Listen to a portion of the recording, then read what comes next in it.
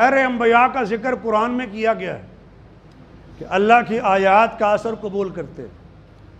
اہل کتاب کے وہ لوگ جن کو حق کی پہچان ہو گئی تھی، اور جب حق کی پہچان ان کو ہو گئی تو ان کے بارے میں اللہ تعالیٰ فرماتے ہیں کہ جب ان پر ہماری آیتیں پڑھی جاتی ہیں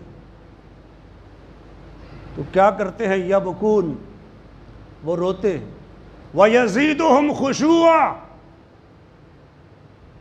ان کی جو دل کی کیفیت ہے وہ بھی تبدیل ہوتی۔ اللہ کا خوف ان کے دلوں میں موجود تھا، جب رب کی آیتوں کو انہوں نے سنا تو وہ رونے لگ گئے اور ان کے خشوع اور خضوع میں اضافہ ہو گیا۔ قرآن کی آیات کی یہی تاثیر ہوتی ہے، یعنی جہاں پر یہ اثر ہو رہا ہو وہاں پر یہی کیفیت ہوتی ہے کہ قرآن کی آیات سننے سے پہلے جو اللہ کا ڈر دلوں میں موجود تھا، قرآن کی آیات سننے کے بعد اس میں اضافہ ہوتا ہے۔ وَيَزِيدُهُمْ خُشُوعًا، یہ قرآن کہتا ہے کہ ان کے خشوع میں اضافہ ہوتا ہے۔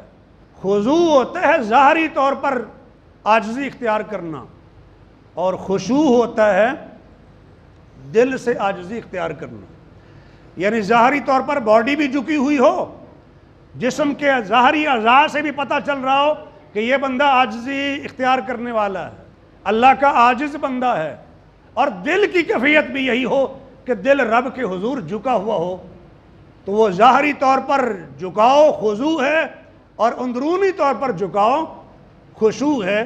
فرمایا وَيَزِيدُهُمْ خُشُوعًا، اللہ کے ان نیک بندوں کے خشوع میں قرآن کی آیتیں اضافہ کر دیتی، جیسے دوسرے مقام پر فرمایا نا قرآن کی آیتیں ان کے ایمان میں اضافہ کر دیتی، یہاں فرمایا ان کے خشوع میں اضافہ کرتی۔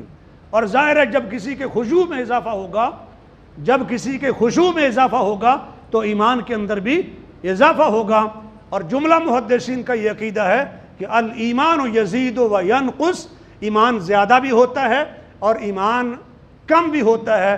اطاعت فرما برداری کرنے سے ایمان زیادہ ہوتا ہے اور نافرمانی اور بغاوت کرنے سے ایمان کم ہوتا ہے، یہ محدثین کا عقیدہ ہے۔ اور قرآن کی کئی آیات میں یہ بات کہی گئی ہے کہ ایمان کم یا زیادہ ہوتا ہے۔ تو قرآن کہتا ہے کہ جب اللہ کی آیات پڑھی جاتی ہیں تو ان کے خشوع میں اضافہ ہوتا ہے۔ دوسرے مقام پر قرآن کہتا ہے کہ ان کے ایمان کے اندر اضافہ ہوتا ہے، ان کی ہدایت میں اضافہ ہوتا ہے۔ یہ کس کا نتیجہ ہے؟ قرآن مجید کی آیات سننے کا نتیجہ۔ اور یہ جو موضوع ہم عرض کر رہے ہیں کہ ان کی آنکھوں سے آنسو بہہ پڑتے ہیں، یبکون، یہ لفظ موجود ہے کہ وہ روتے ہیں، اور اس کے بعد اندرونی طور پر بھی اثرات مرتب ہوتے ہیں۔ اور آپ جانتے ہیں انسان کے اوپر ظاہری طور پر اثر ہوتا ہے تو وہ اثر اندر بھی منتقل ہوتا ہے۔ اور اس کو الٹ کر لیں، اندر اگر کوئی تبدیلی آئی ہو تو کچھ نہ کچھ اثرات اس کے ظاہر بھی ہوتے۔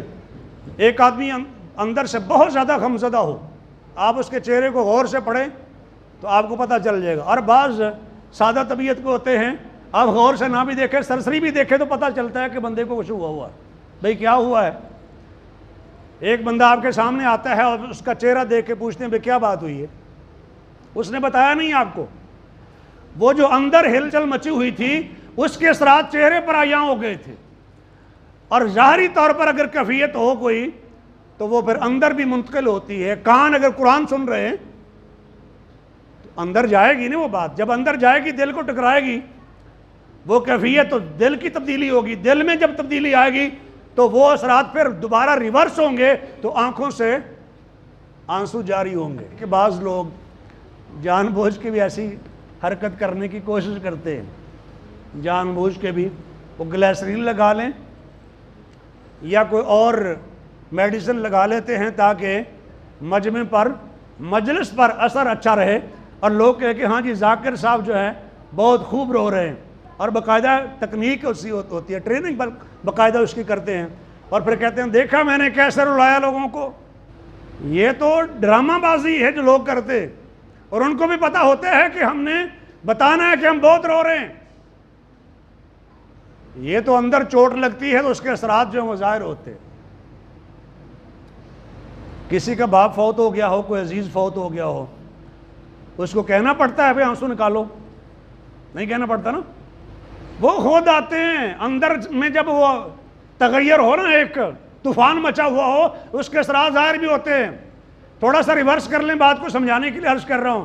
کئی خودکشی نہیں کر لیتے، دیواروں کو ٹکریں مارتے پھرتے. آتے ہیں پوائنٹ کی طرف کہ ایمان والوں پر بھی اثرات مرتب ہوتے ہیں قرآن مجید سننے کے نتیجے میں.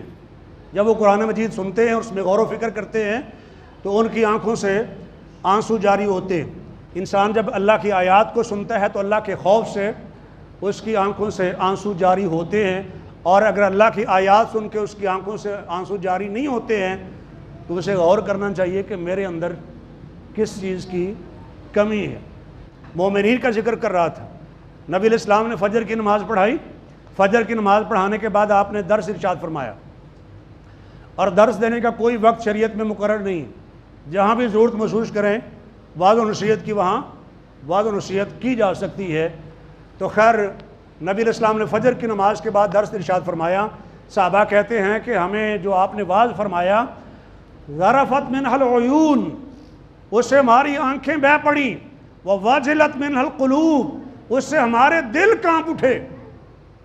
اور ہم نے عرض کی یا رسول اللہ ایسے لگتا ہے کہ الوداعی واعظ ہے، جیسے ایک بندہ اپنی زندگی کی آخری تقریر کر رہا ہو، آخری نصیحتیں کر رہا ہو. آپ سمجھتے ہیں اس کی کیا کیفیت ہو سکتی. صحابہ کرام نے یہ محسوس کیا کہ یا رسول اللہ ہمیں نصیحت فرمائیں. وہ لمبی حدیث ہے، پھر اس میں آپ علیہ الصلوۃ والسلام نے صحابہ کرام کے مطالبے پر کچھ نصیحتیں ارشاد فرمائیں. اس حدیث پر انشاءاللہ پھر کبھی میں عرض کروں گا. تو عرض یہ کر رہا تھا کہ صحابہ کرام کی آنکھوں سے آنسو جاری ہو گئے. اور نبی علیہ السلام نے یہ بھی فرمایا ایک موقع پر، اگر تمہیں وہ کچھ معلوم ہو جائے جو مجھے معلوم ہے تو تمہارا رونا زیادہ ہو جائے، ہنسی کم ہو جائے. تمہارا رونا یہ زیادہ ہو جائے اور ہنسنا کم ہو جائے، یہ کیفیت ہو تمہاری. اگر تمہیں وہ معلوم ہو جائے جو مجھے معلوم ہے. اس کا معنی یہ ہے کہ نبی کا جو علم ہے وہ غیر نبی کا علم نہیں ہو سکتا. نبی کے علم کے برابر کسی کا بھی علم نہیں ہو سکتا. اس لیے فرمایا جو مجھے معلوم ہے، اگر تمہیں معلوم ہو جائے تو رو زیادہ اور ہنسو کم. یہ کیفیت رونے کے حوالے سے نبی علیہ السلام بیان فرما رہے ہیں. اسی طرح حضرت عبداللہ بن عمر کا واقعہ آتا ہے، جب بھی وہ سورۃ البقرہ پڑھتے، قرآن کی اس آیت پر پہنچتے، وَإِن تُبْدُوا مَا فِي أَنفُسِكُمْ أَوْ تُخْفُوهُ يُحَاسِبْكُمْ بِهِ اللَّهُ وَيَغْفِرُ لِمَن يَشَاءُ وَيُعَذِّبُ مَن يَشَاءُ وَاللَّهُ عَلَى كُلِّ شَيْءٍ قَدِيرٌ. تمہارے دلوں میں جو کچھ ہے تم اس کو ظاہر کرو یا چھپاؤ، اللہ اس کا حساب لے گا، اللہ اس کا محاسبہ کرے گا. حضرت ابن عمر فرماتے تھے یہ سخت محاسبہ ہے، اور جب بھی اس آیت پر پہنچتے تو رو پڑتے. اتنا سخت محاسبہ اللہ کی طرف سے ہوگا. اللہ اکبر.